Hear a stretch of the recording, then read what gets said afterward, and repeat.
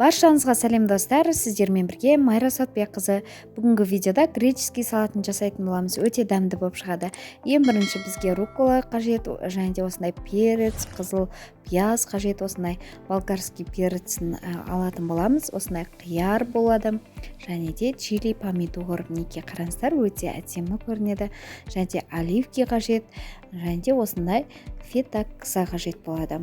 Ең алдымен достар, тазартып, жуып, барлығын тазартып алатын боламыз ортасын, және де перецімізді алып, осылай бөліктерге бөліп, видеода көріп тұрғандай 4 бұрышты етіп турап шығатын боламыз.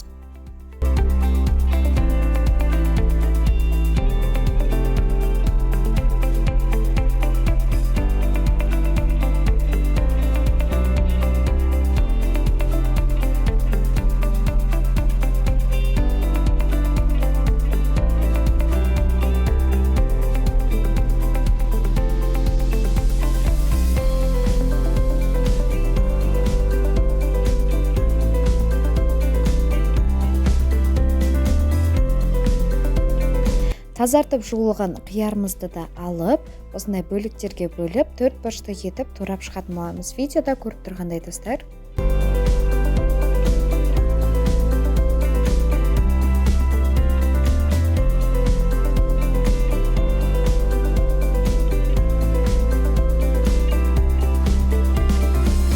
Қызыл пиязымызды тураймыз.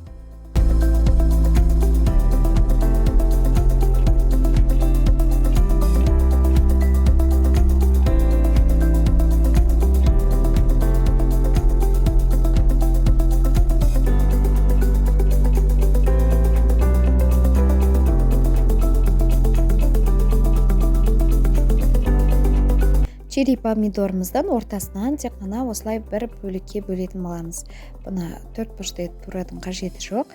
Осылай ғана өте әдемі көрінетін болады.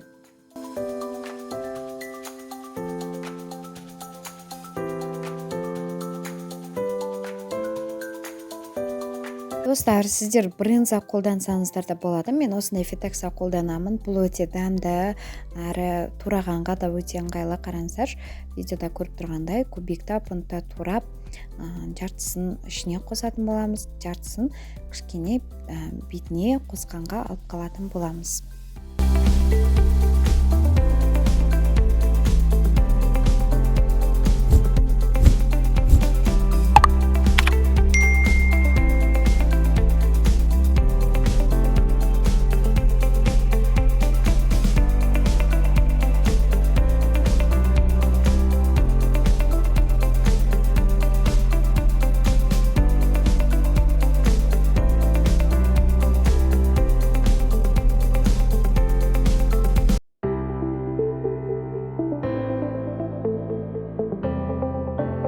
Үстіне қосатын сосын дайындайтын боламыз. Оливковый масланың үстіне қара бұрышымызды және де чесногымызды осылай майдалап өткізіп қосатын боламыз.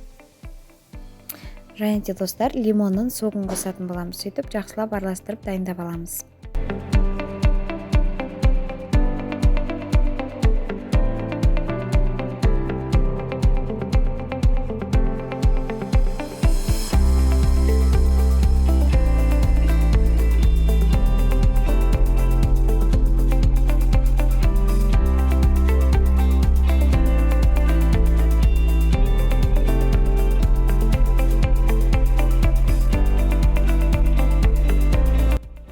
Және де рукколаның жартысын осылай бөліктерге бөліп ортасына қостық. Ішіне араластырғанға тұзымызды салып, жақсылап араластыратын боламыз. Барлық біздің тураған көкөністеріміз бір-бірімен араласуы керек. Рукколаны ұнатпасаңыздар, салмасаңыздар да болады достар. Және де қалған рукколаны мен астына, тарелканың астына төсегенге алып қалдым. Бұл өте әдемі, сондай күшті болып тұрады, және де дәмі де өте әдемі болады. Неке бәрін араластырып алғаннан кейін тарелкамыздың ең астына рукколаны тек қана 2-3 бөлікке бөлінген рукколамызды осылай төсеп шығамыз. Және де үстіне біздің салатымызды салатын боламыз. Неке достар, қараңыздар. Осылай үйіп, дәу, көп қылып салсаңыздар да болады. Неке өте әдемі фетаксаның дәмі деген сондай керемет болып шығады.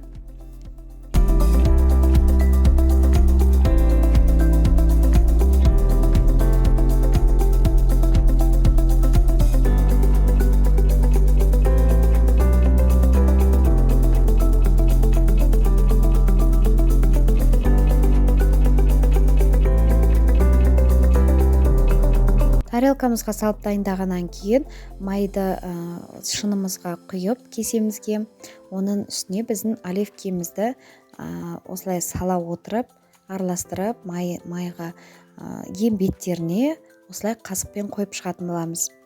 Бұл өте әдемі, сондай майлы болып, керемет болып жылтырап көрініп тұрады. Сондықтан дәл осылай жасаңыздар, қараңыздар, әдемі қылып жан-жағына өйстіп қойып шығамыз. Бұл өте әдемі көрік береді. Біздің греческий салатымыздың көркі осы оливкемен және брынзамен, осы фетоксамен көрінетін болады.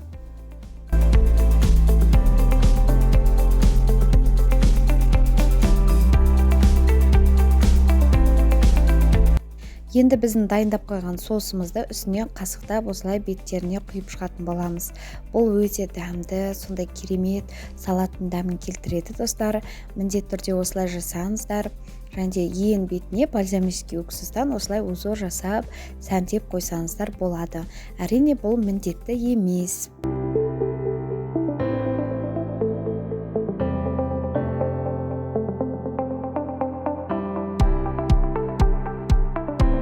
Мінекей достар, осымен біздің греческий салатымыз дайын, өте әдемі сондай көрік беретін салаттардың бірі.